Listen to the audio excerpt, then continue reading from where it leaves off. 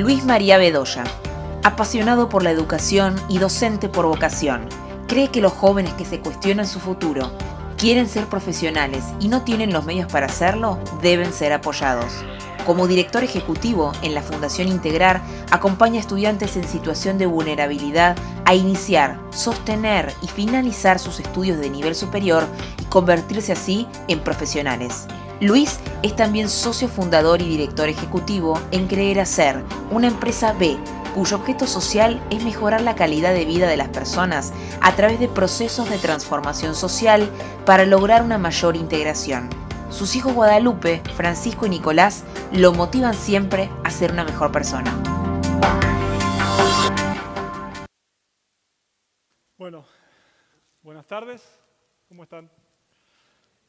Muchas gracias a la organización y a la invitación. La verdad que fuimos muy bien tratados hasta llegar hasta acá. Está pasando algo increíble. Creo que debe haber 10 hombres maestros de nivel inicial en Argentina y acá hay 2. Realmente eso ya es un hito que debería ser considerado como parte de este evento. Pues la verdad es la primera vez que me encuentro con otro hombre maestro de nivel inicial. Si nosotros representáramos a 100 chicos que entran a primer grado hoy en Argentina, ¿sí? Somos 100 personas, imagínense que somos 100 chicos que entramos a primer grado. Hoy en Argentina, solamente la mitad de nosotros terminaría la secundaria. Hoy en Argentina, solamente 50 de nosotros termina la secundaria. ¿Sí? 50 de nosotros quedamos literalmente fuera del sistema. Quedamos obviamente en la informalidad. De los 50 que, me voy a poner el grupo de los que terminan, de los 50 que terminamos la secundaria, solamente 30 de nosotros vamos a acceder al nivel superior de educación, sea terciario, sea universitario. O sea, vamos a tener una oportunidad mayor, real, de progreso. De esos que accedimos, de esos 50, solamente 12 de nosotros vamos a terminar nuestros estudios. ¿Qué quiere decir esto? Que de los 100 que estamos acá, 10 van a llegar a ser profesionales. Esa es la proporción que tenemos hoy en Argentina. ¿Sí? Escuchamos a Lalo, a Adán, y sabemos que estamos en un país que representa muchas complejidades, donde 1/3 de la población está bajo la línea de pobreza, y no tenemos profesionales, no tenemos capital humano, no tenemos personas formadas, no importa su origen, formadas con conocimiento, con capital cultural, para revertir la situación. Y creo que, como alguien dijo antes, es un problema de todos. Dicho esto, quiero contarles por qué me dedico a la educación y básicamente me enteré de golpe, cuando terminé la escuela secundaria, que mi pasión era la educación. Vengo de una familia adinerada, de campo, 7 hermanos, todos profesionales, y fui bastante malo en la escuela, repetí un año, era especialista en acumular 24 amonestaciones en el primer trimestre, o sea, pasaba todo el año al borde de la expulsión. Lo peor que hice fue agarrar una paloma y soltarla en el aula y prender los ventiladores e irme, ¿no? O sea, claramente estaba pidiendo a gritos que me saquen del sistema, porque no estaba cómodo. Hasta que repetí, me cambié de escuela y terminé abanderado. No era una escuela especial, aclaro. Era una escuela muy parecida a la primera que había ido, pero con una mínima diferencia. Los profesores, en vez de ser un objeto lejano, un contenedor académico de conocimientos, eran personas cercanas. Pasé de tratar de usted a ese profesor a un vos y alguien que me preguntaba cómo estaba. Soy muy emocional, entonces necesitaba que alguien me diga cómo estás. Y eso provocó que termine abanderado. Y me acuerdo del último día de clase, en 5º año, estar en una tarima con la bandera en la mano, mi madre en primera fila en un nivel de emoción alfa, mirándome emocionada, y yo decía, mi vieja está en llamas, está muy orgullosa de mí. Y cuando terminamos el acto y bajo, mamá me mira y me dice, ¿por qué no estudiaste antes? Fue como un golpe muy duro, pero muy realista, porque nunca lo había pensado, nunca me había planteado. Y ahí inmediatamente me di cuenta que hay muchas variables invisibles que inciden en un proyecto educativo, que inciden en la vida de una persona, no lo tangible. Porque estaba en la misma casa, con la misma familia, con los mismos hermanos, en un colegio muy parecido, pero sin embargo en uno repetía y en otro terminé abanderado. En uno pedía a gritos que me saquen del sistema y en otro fui un caso exitoso del sistema. Y ahí es cuando decidí dedicarme a la educación y a trabajar sobre las variables invisibles. Hoy trabajo en la Fundación Integrar como director ejecutivo. Es una fundación, una ONG. En esa fundación tengo mucha mentalidad empresaria. Soy muy resultadista, muy eficiente en los procesos y muy transparente en el manejo de todos los recursos, no solamente los económicos, sino también los humanos. Hoy acompañamos a 350 jóvenes de villas, como la Villa 31, la Villa 21-24, Ciudad Oculta, esa que sabemos que existe porque la noticia dice que alguien mató a alguien o que hay un narco, cuando en verdad hay más del 95% de los habitantes de esos barrios que son muy honestos y muy trabajadores, pero que no tienen oportunidades reales o posibilidades y que están dentro de la informalidad y que dar el salto al mercado formal es prácticamente imposible, inviable. Bueno, dentro de ese marco hay jóvenes que terminan la secundaria, que forman parte de ese 50% que termina, o sea, ya forma parte de una élite, y que decide ser profesional, pero que el sistema no está preparado para recibirlos y que realicen su proyecto personal y profesional de vida. Por eso existe Integrar. Y es increíble, porque uno encuentra en las villas vocación de movilidad social, real, no la del auto y la casa, real. Capital cultural, capital social, una mejor realidad para su grupo familiar, para su proyecto de vida. Yo digo que los estudiantes de Integrar tienen todos el instinto maternal muy desarrollado, hombres y mujeres, pues ningún chico llega y dice yo quiero ser abogado porque quiero ser socio de un estudio grande, dice yo quiero ser abogado porque quiero dar un mejor presente a mi familia y quiero que mis hijos vivan una mejor vida que la que viví yo. ¡Wow! ¿No? Y hoy acompañamos a esos 350 jóvenes que estudian lo que ellos quieren. ¿Sí? La principal pobreza de estos jóvenes no es económica ni es material, sino que es cultural. El chico que quiere ser abogado en la Villa 31 no conoce ningún abogado, es lo que vio en la tele.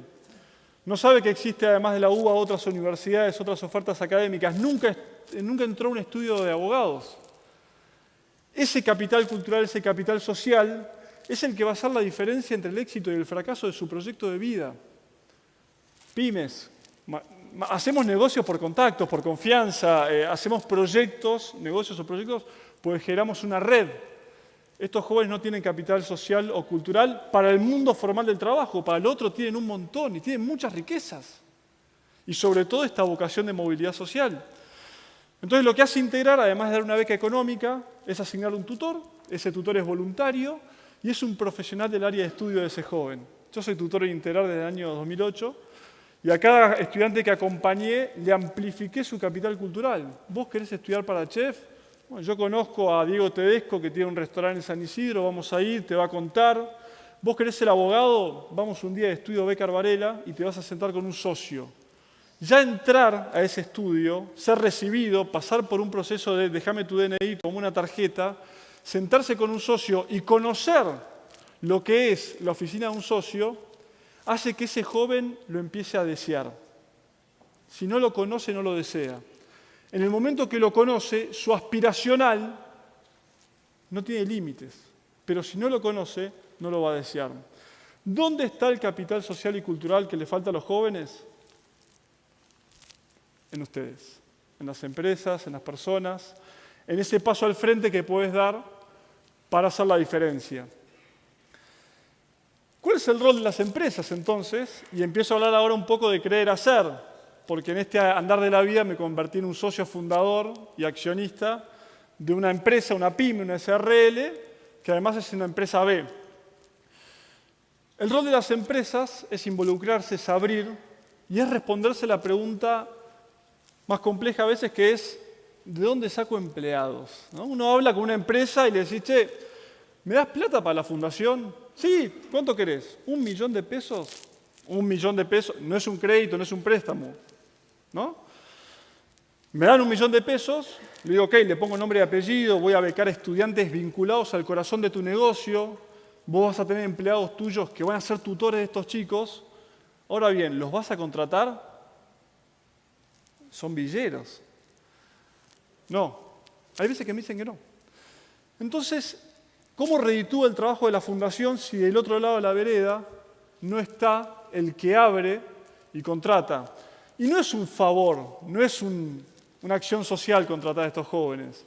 Porque cuando le preguntás a las empresas qué perfil de personas buscás para que integren tus equipos de trabajo, te hablan de compromiso, de capacidad de superación, de superar obstáculos y de resolver problemas. Estos pibes empezaron -10, no 0, no 8, -10. Seguramente tarden 2 o 3 años más en terminar la universidad, no van a hacer los mejores promedios, pero el día de paro te van a ir en bici a laburar. Dicho oye, pues lo vivimos, ¿verdad? Entonces ahí hay una ecuación que por esta cosa de prejuicios o de orden social no nos animamos a romper, ¿no? Me animo a invertir plata en tu fundación, pero no te abro el juego para que la inclusión sea efectiva. ¿Sí? Cuento otra anécdota personal. ¿Se acuerdan de la final del Mundial? Argentina-Alemania, si nos acordamos todos, más vale que nos acordamos. Argentina-Alemania, pasaban los minutos, 0-0. Yo estaba con mis 2 cuñados viendo el partido, los hermanos de mi mujer, tienen una edad muy similar a la mía, saben a lo que me dedico. El partido seguía, y en un momento Agüero erra una jugada, ¿no? Voy a decir 2 malas palabras, perdón. Entonces un cuñado abraza la tele y la mira y le grita a Agüero, ¿no? Agüero, ¿cómo vas a hacer un gol si sos un negro de mierda? ¡Wow! Digo, yo te entiendo, ¿no? Que él es villero, me puede afanar, debe ser medio vago, debe andar en la droga, pero que no haga goles porque es negro fue como demasiado para mí, pero hasta ahí llegan nuestros prejuicios, ¿no? Entonces, uno de los principales roles de las empresas es esto de bajar los prejuicios. Y para bajar los prejuicios, personalmente, y por eso también creamos esta empresa que se llama Creer Hacer, no alcanza con, ok, como empresa tengo un objeto que es hacer bulones, de lunes a viernes hago bulones, tengo una persona, un departamento de RCE, alguien que hace la parte de vinculación con la comunidad, pero es un área, y los fines de semana me ocupo del medio ambiente, ¿no? Es como un poco la ecuación de imagen corporativa o lo que fuere. Creer Hacer lo que busca es, desde el lado de las empresas, y entendiendo que, por ahí lo que decía Lalo, y contaba Dan, los estados han demostrado determinados niveles de ineficiencia para resolver los problemas del mundo. Las fundaciones tienen eficiencia pero poca escala. Lo que mueve el mundo es el capital. Son los dineros. Durante el día hacemos muchísimas transacciones. Pero estamos acostumbrados a la transacción ganar-perder, ¿no? Minimizar los costos, maximizar las ventas. Yo para negociar con vos tengo que ganar y que yo gane quiere decir que vos tengas que perder. Y no estamos acostumbrados a esa necesaria transacción ganar-ganar. A esa necesaria ecuación de decir, ok, maximicemos el valor compartido. De alguna manera, lo que busca Creer Hacer es alinear el propósito y el objeto social de lo rentable, el impacto social y el impacto ambiental. Porque todas las empresas tienen un impacto social y un impacto ambiental. No se gestiona o puede ser malo, pero el impacto está. Algunas empresas intentan cierta gestión, pero son pocas las que empiezan a entender que esto hay que integrarlo en la misma línea y en la misma dimensión, ¿sí? Entonces, lo que busca Creer Hacer de alguna manera es dotar de esa transformación interna de las empresas a través de la formación en un liderazgo sustentable, basado en el ser, porque uno lo que encuentra en los barrios, cuando alguien lidera un proyecto educativo o un proyecto comunitario, como el caso de Lalo, es un liderazgo que no se basa en el tener o en el hacer. Lalo no inventó Facebook y entonces por eso puede hablar de cualquier cosa. Lalo, el liderazgo que desarrolla, lo desarrolla desde el ser, ¿sí? Y ese capital, ese liderazgo, llevado y traspolado a la empresa, a los tomadores de decisiones, a quienes encuentran un mercado de transacciones, puede generar un esquema ganar-ganar que ayuda a resolver los problemas del mundo. Porque si yo en lo que hago gestiono mi impacto social y gestiono mi impacto ambiental al mismo tiempo que gestiono mi rentabilidad, lo que creo es regeneración. Regeneración social, regeneración ambiental, además de la regeneración del mercado. Muchísimas gracias.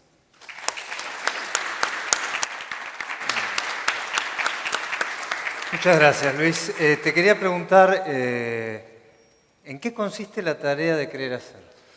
Creer Hacer hoy trabaja fuertemente en la captación y capacitación de liderazgos sustentables en el ámbito de las empresas, en formar a los CEOs, a los tomadores de decisiones, para que esa capacitación técnica y académica vaya acompañado por una capacitación en esto del ser y a los liderazgos emergentes de los barrios. ¿Sí? Cuando uno encuentra a alguien que está desarrollando una cooperativa, probablemente sea muy informal, no tenga la capacitación de una escuela de negocios o las herramientas o los contactos. Entonces, uniendo esos dos mundos, generás que la riqueza del barrio vaya a la empresa y la riqueza de la empresa vaya al barrio. Comentaste esto de lo difícil que es conseguir que empleen las personas que son beneficiarias a lo mejor de un programa social. ¿Conseguiste que alguien empleara finalmente? Sí, hoy más del 90% de los estudiantes de Integral se reciben y más del 60% trabajan de algo vinculado a lo que estudió. Lo logramos a través de esta ecuación de que el empleado de la empresa que pone dinero es tutor. Entonces, cuando hay una búsqueda, es ese empleado el que propone al estudiante que viene acompañando, pero, insisto, no como un favor o una acción social. Lo consiguen a través de una vinculación directa. Exactamente, como uno que pasó recomendaría. Horas y horas y horas. Uno recomendaría a un amigo, un familiar. Sí. Yo lo conozco a este joven, sé que para este puesto va. No estamos haciendo acción social, estamos haciendo estrategia y esto va a aumentar la rentabilidad. Lalo, te quería preguntar, ¿qué batería de argumentos despliegan ustedes desde Identidad Vecinal para persuadir a las empresas de que se sumen a los proyectos? Lo primero es un poco lo que decía. Acá hay un país que ha dejado todo un porcentaje de sus compatriotas en la exclusión social, en un abandono, en un resentimiento, sumisos en un potencial resentimiento social, que eso vuelve como un boomerang permanentemente lastimando el tejido social por completo. Un país, los gobiernos de nuestro país, que han equivocado permanentemente decisiones y que han buscado, por lo visto, no el bien común, y han arrojado todos esos bolsones de pobreza, del cual el nuestro es uno, tal vez desde casa el más emblemático, pero uno de los conos urbanos que tiene Argentina, y que particularmente es del que todos aquellos que quieren solo hacer negocio de la política hacen uso, construyen poder y desde ahí sacan ese poder para intervenir, por ejemplo, en las cadenas productivas de cualquiera de ustedes y decidir por ustedes y tomar esas medidas de cargarlos con tantos impuestos y cerrarles o abrirles la exportación y todo, que al final cuando se descubre qué hay detrás de todo eso, había un interés de pequeños grupos que en nombre principalmente nuestro, o sea, de aquellos que estamos en la pobreza, toman y justifican decisiones y que después las están tirando con los bolsos por ahí arriba de las paredes, ¿no? Y con tantos grandilocuentes argumentos. Entonces, si nos asociamos esos extremos, aquellos que aportan a la coyuntura y al futuro del país, aquellos que son tan creativos como muchos de ustedes, que capaz que no teniendo toda la espalda financiera que necesitan y todos los recursos que necesitan, siguen y siguen y siguen. Y este país, la verdad, por un lado, por su pueblo, y por otro lado, por sus empresarios, pero sobre todo por empresarios como ustedes, que no sucumben, que no claudican, se vuelve a parar y se vuelve a parar y ahora nos paramos de vuelta. ¿Vieron? Parece que ya está pareciendo que todo aquello ya pasó hace mucho y no pasó hace mucho. Y si bien en la matanza todavía no pasó, nosotros ya empezamos a ver que si nos asociamos, entonces tenemos una perspectiva de futuro. ¿Cómo fue el primer trabajo que hicieron con Identidad Vecinal? El primer trabajo, como te decía, había una gran necesidad social y fue abrir merenderos y comedores sin recursos. Que la gente entendiera que lo poquito que tenía en su casa lo aportaba a una olla común y entonces todos tenían garantizado tal vez un mejor plato de comida que el que estaban teniendo. Los primeros proyectos fueron de lo social, luego de la niñez, luego del hábitat y hoy del empleo. Un poco que todo ha seguido el mismo patrón. ¿Qué nos hace reaccionar? En realidad eso que parece ser un problema es una oportunidad para unirnos y aprender a superarnos, ¿no? Un poco es eso. Adán,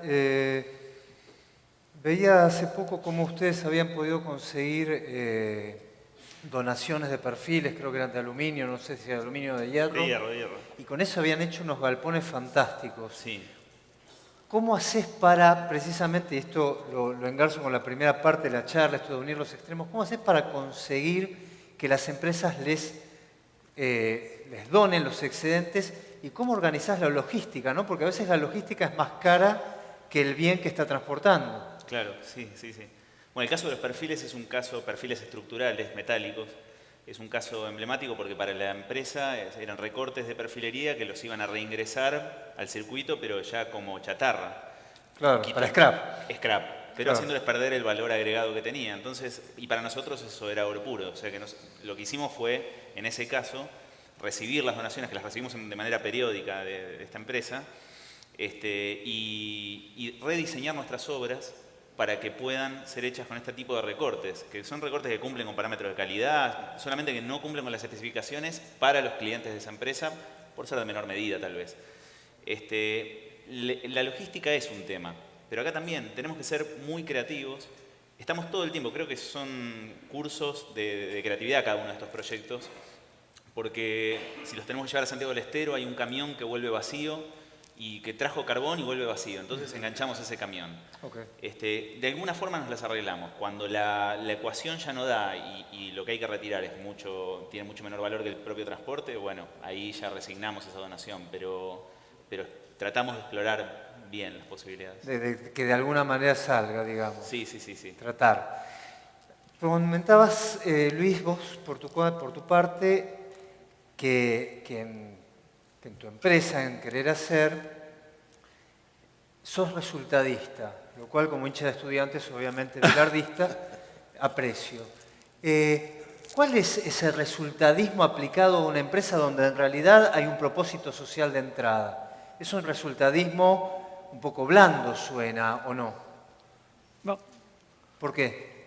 hincha de estudiantes. Sí, no, ese resultadista, a ver, es un prejuicio, está bueno ese prejuicio que hay sobre lo social, de que es humo y buena noticia y una linda foto. La verdad que como te decía antes, voy a poner un ejemplo más concreto para que se entienda ese trabajo que se hace. Nosotros hemos generado un puente también entre el barrio de La Cava y PricewaterhouseCoopers, y PwC hizo Escuela de Negocios. O sea, la Escuela de Negocios de Price forma CEOs, por ahí estoy nombrando la competencia de idea, estoy cometiendo un furcio, pero forma mandos medios, CEOs, etcétera, pero tenían una necesidad de empezar a formar esas personas para empresas más globales, para empresas que se empiezan a preocupar por el bienestar de sus equipos de trabajo, todas cosas que escuché hoy acá esta tarde, ¿verdad? No son cosas de afuera. Entonces lo necesitaban formar y encontraron en esos líderes barriales, esos emprendedores transformadores del barrio, un liderazgo, un mensaje, una forma de hacer las cosas en un esquema de ganar-ganar, en una ética del cuidado, en una ética de cuidarse uno mismo, cuidar al otro y cuidar la tierra. Es una transacción, en definitiva. Y lo que encontramos en la Escuela de Negocios de Price es la posibilidad de a ese emprendedor del barrio darle herramientas y una formación tal que hoy, de hecho, están recibiendo una diplomatura de la Universidad Siglo XXI, pero esa diplomatura se la dan una vez que ese emprendedor ha transformado un proyecto informal en un proyecto formal, rentable y sustentable. ¿Sí? ¿Cómo se tangibiliza, cómo se concretiza entonces ese resultado? Es en la cantidad de emprendedores que logran hacer ese salto de lo artesanal, lo diario, la urgencia, a un plan sustentable a 10 años para generar un impacto local. Desde la conformación de una cooperativa, desde el trabajo colaborativo en el barrio y claramente también en las transacciones entre distintos capitales humanos. O sea, cuando un docente de la Escuela de Negocios se asocia como mentor a un emprendedor de barrio para generar esa escala. Tengo una pregunta que les transmito a cada uno de los tres, les pido que en lo posible lo puedan plantear de manera sucinta. Ustedes están acá, o por lo menos la tarea que ustedes describen en buena medida es por ausencia del Estado. Sin embargo, en cada una de las tareas el Estado cumple a veces un rol como proveedor, como financiador, como abastecedor de logística. Me gustaría que describan dónde está el Estado y dónde debería estar y no está en cada una de las tareas que realizan. Lalo. Bueno, sí, yo desgraciadamente vengo de un contexto en el que el Estado no estuvo. O a lo mejor la asignación universal para la niñez, si se ve como una política de Estado, podría ser una expresión del Estado. Pero lo que sí vemos hoy es que hoy hay gente que del mundo privado se animó a sumarse a la gestión política, a la gestión del Estado y está ocupando cargos en la nación o en la provincia, o tiene llegada a aquellos que ocupan cargos y que ya nos conocía y que ya sabía que nosotros, aún sin Estado, interactuábamos con los privados. Bueno, hoy están acercándose, nos estamos juntando y pensando iniciativas juntos. Por ejemplo, ¿cuál puede ser el programa para el hábitat? ¿Cuál puede ser el programa para generar empleo? ¿Cuál puede ser la verdadera política social? Tenemos un proyecto que es la creación de una escuela agroindustrial en La Matanza, que para todo el mundo sonaría normal un proyecto así en Pergamino, pero nosotros creemos que en La Matanza es posible y lo estamos trabajando con educación, que nos armó unas mesas de trabajo. La verdad, hoy hay funcionarios de la gestión nacional y provincial que se acercaron a nosotros, que nos referenciaron y prácticamente, te diría, pasamos de no existir a ya tenemos certificado de nacimiento y ya nos estamos casando. O sea, fue toda una evolución, por suerte, veloz y donde hoy se está pensando verdaderamente cómo transformar esa realidad. Hoy se está conversando sobre qué hacer con La Matanza y a nosotros ya nos preocupa de vuelta que se tomen decisiones que no tengan que ver con lo que le interesa a la gente o con lo que la gente necesita. Pero el hecho de que se esté pensando es porque empezamos a existir y eso es todo un cambio. Yo pienso que acercarse a escuchar, no ser paternalista, no creer que uno sabe lo que el otro quiere y querer resolver el problema por el otro, sino tratarse de igual a igual, aunque hayamos tenido distintos recorridos, distinto origen, distintas oportunidades, tenemos capaz que iguales capacidades. Tenemos que sentarnos de igual a igual, reconocernos pares y animarnos a crear juntos la iniciativa que sea la solución transformadora y que tenga a la gente como participante del tema para que no sea una cuestión que no transforme. Realmente va a transformar cuando la gente pase a la acción y se comprometa con su propia situación. Adán. Sí, nosotros nos encontramos, al estar en muchos lugares, nos encontramos con diversidad de situaciones en cuanto a presencia del Estado. Hay lugares donde hay un Estado municipal, tal vez un municipio de cuarta categoría que tiene muy pocos recursos económicos, pero una capacidad de acción muy grande. ¿En Santiago fue así, por ejemplo, Santiago del Estero. En Santiago del Estero hay algunos municipios muy activos, hay otros municipios que no. Hay sectores de instituciones de la gobernación o de las distintas gobernaciones que nos encontramos con una parálisis total, ausencia.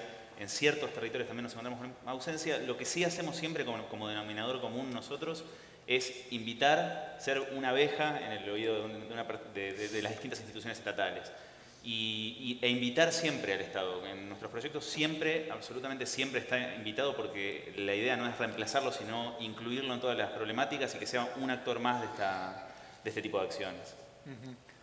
Luis. Bien, pues no voy a coincidir con Lalo en esta, pero no creo personalmente en la ausencia del Estado. Creo más en la ineficiencia o en la perversidad de algún mecanismo, creo que estamos de acuerdo ahí. Sí. Lo que nos pasa a nosotros profundamente en la villa, que es donde trabajamos, es que la presencia del Estado se manifiesta tal vez en su peor expresión en términos de calidad de servicios.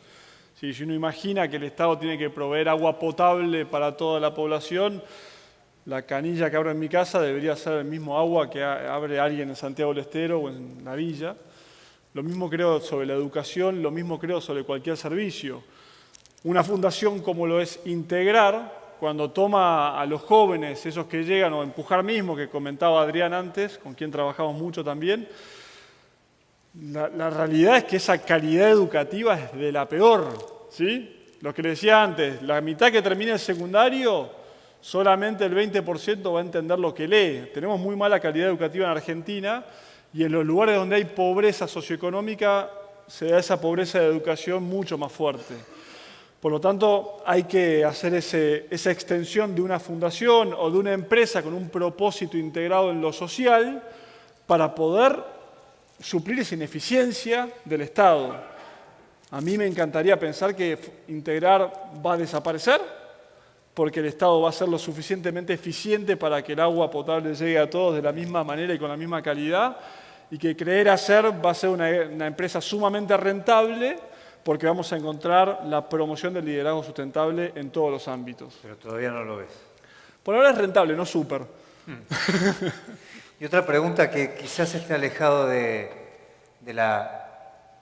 ya vamos a volver sobre esto de los parámetros empresariales aplicados a la tarea social que hacen, pero vos hablaste en particular del tema de la necesidad de movilidad social.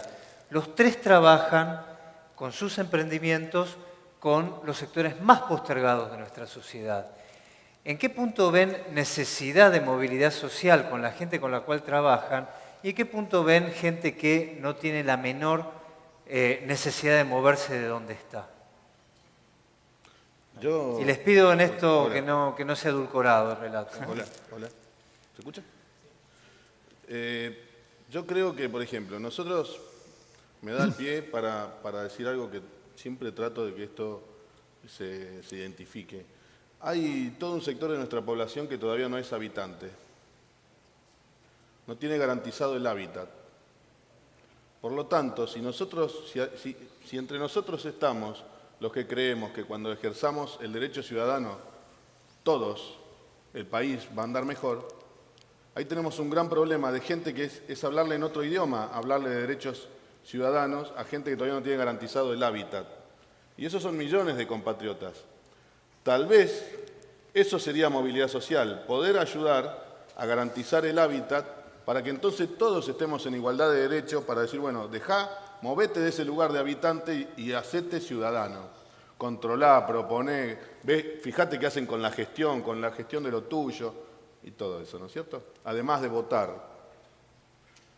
Entonces yo creo que eso sería movilidad social. Y te puedo asegurar que cualquiera que sale de su casa, por más bonita que sea, y se entierra en la zanja, porque la zanja, la calle, la vereda es lo mismo, porque las calles son intransitables y cualquier lluvia hace que tu pibe no vaya más a la escuela, o que no pueda entrar ni salir un remis para salir en una emergencia, ni soñés con una ambulancia, que no pase el recolector de residuos, que no tengas electricidad y que no te afecten los tarifazos, pero porque no existe la red de servicio, que tal vez es lo único que le podamos agradecer en algunos barrios a la gestión anterior.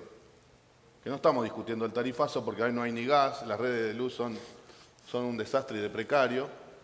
Por lo tanto, yo creo que todos esos vecinos aspiran a esa movilidad social, por lo menos a ser habitantes, a tener igualdad de derechos en que el contexto sea de una vida digna, más allá de que el empleo sea digno, más allá de que el ingreso sea digno. Entonces, esa es la primera movilidad social que yo quiero que se identifique. Necesitamos asociarnos y ayudar a que esa realidad se transforme para que por lo menos seamos habitantes y entonces avancemos hacia el derecho ciudadano. Y con respecto a la expectativa de futuro, de si yo puedo hoy tener una capacidad de ahorro y evolucionar, digamos, a tener mayor poder adquisitivo y otra situación social, eso tengo que decir que desgraciadamente no hay mucha expectativa. No hay mucha expectativa de futuro, pero sí hay una gran expectativa de poder tener la dignidad de sostenerse con el propio esfuerzo. Y esto que han generado de los planes sociales ya se ha demostrado que no sirve para someter esa dignidad, porque en muchos municipios los gobiernos que gestionaban esos planes sociales perdieron. Entonces, por suerte, ahí también está una prueba de que la gente quiere salir adelante, quiere liberarse, quiere tener su dignidad. O sea que más que movilidad social sería dignificar el presente. Sí, exactamente.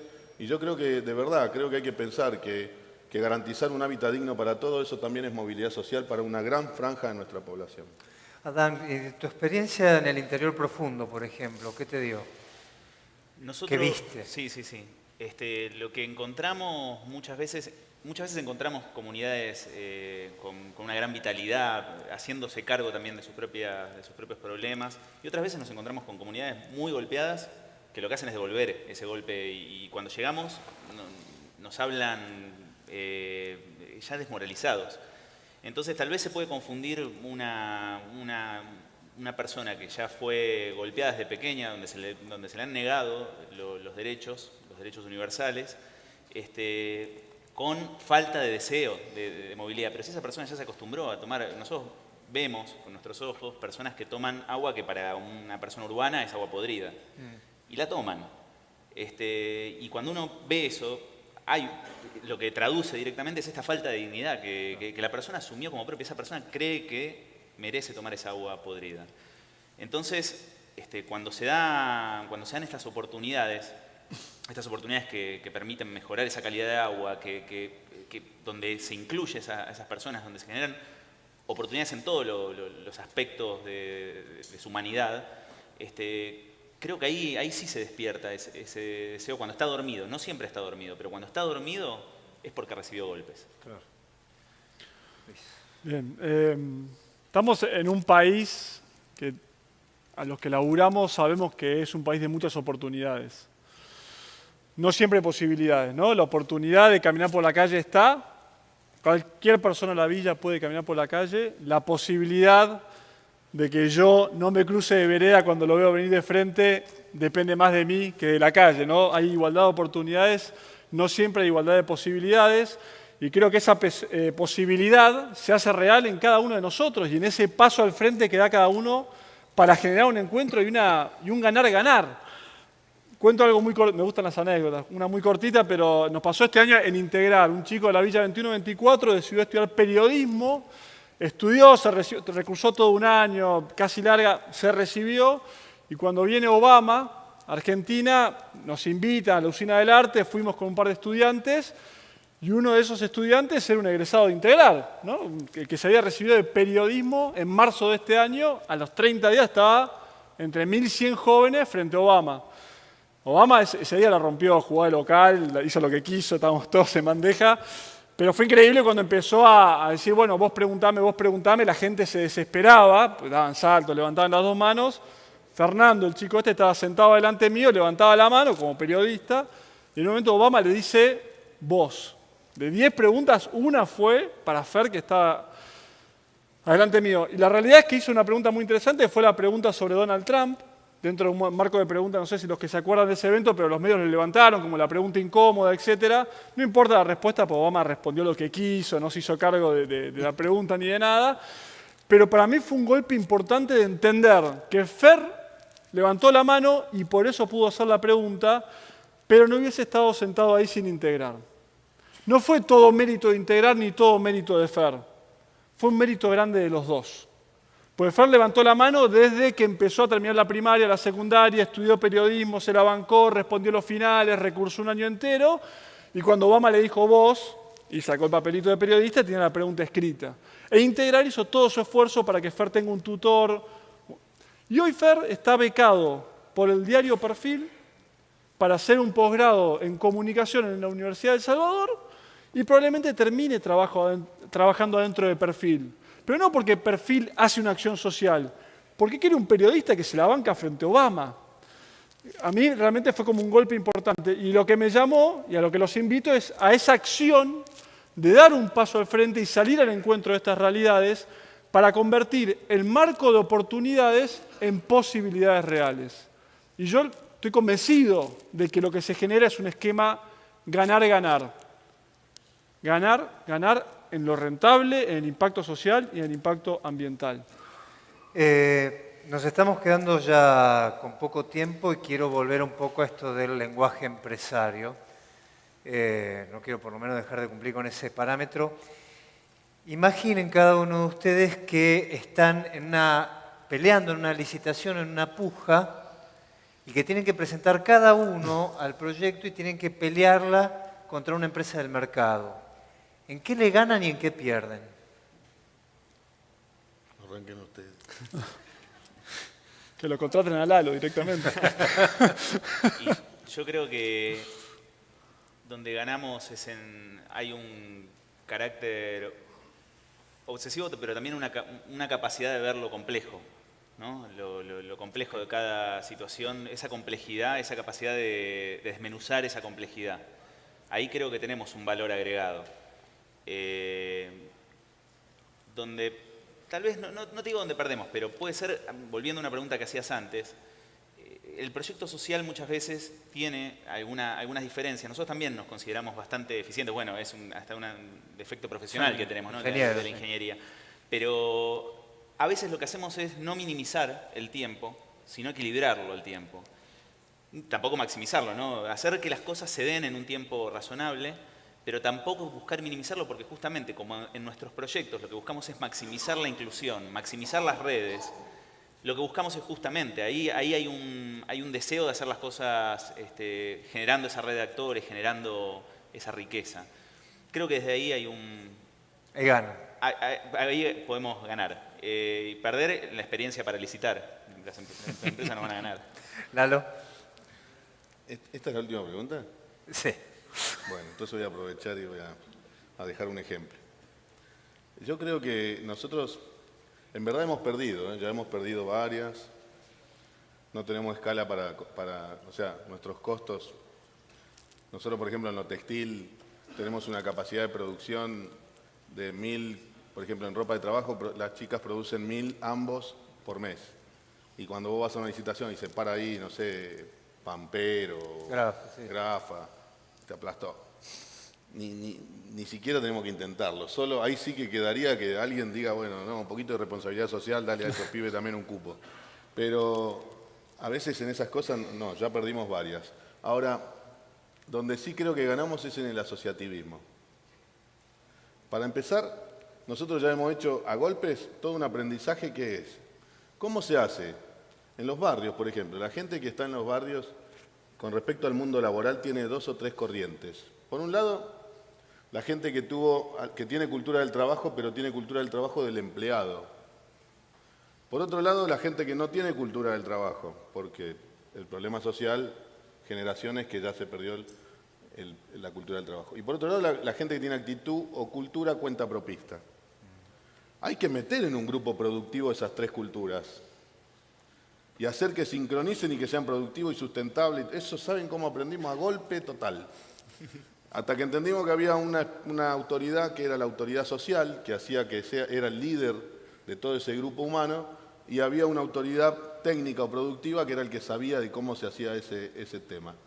Hasta que esos dos también entendieron que tenían que dejar de competir y equilibrarse. Esos son líos todos los días, pero nosotros ya más o menos la llevamos. ¿Vos decís que eso ya lo hacen de memoria? Y básicamente ya sabemos que ese es el problema que viene. Cada vez que unimos grupos de nuestros barrios para llevarlo a la producción, ya sabemos que esos son los problemas. Aparte de los problemas que debe haber en cualquier grupo humano donde aparecen las miserias humanas que todos tenemos de celos, de protagonismo, de todo ese tipo de cosas. Nosotros tenemos estos otros 3 problemas. Pero yo quería dejar un ejemplo y en realidad es como una provocación para mis amigos ya de IDEA. Si acá hay gente, empresas, que tengan que ver con lo textil, con la fábrica de mobiliario o con la construcción, los invito a que hagamos negocios juntos.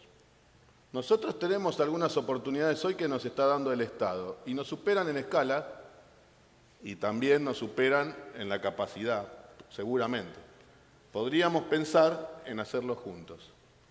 De igual a igual que ustedes nos enseñen cómo llevan adelante desde la visión empresarial y nosotros le enseñamos cómo llevamos en adelante desde la visión social. Pero para que no haya nada, digamos, que sea gratis, para que sea fruto del esfuerzo mutuo. Yo creo, por eso decía ayer la última pregunta, porque me gustaría que esto sirva para, además de contextualizar, y por qué no sumar al amigo de Empujar, que me encantó lo que dijo, y a lo que hace Luis, y entonces tendríamos la pata productiva, lo privado, lo social, al Estado y a las ONG que acompañan todo este proceso. Podríamos experimentar, disculpen que me tomé el atrevimiento de dejar esa... Cosas así tenemos que lograr hacer y entonces vamos a estar plasmando de verdad lo que se está diciendo. Ojalá que todo lo que pasa en un chivo lo pasaran. Luis. Cerró el negocio, Lalo. ¿Entendí la pregunta? Te cerró el negocio con todo. Aprendí lo que es una ronda de negocio grande. Rapidísimo.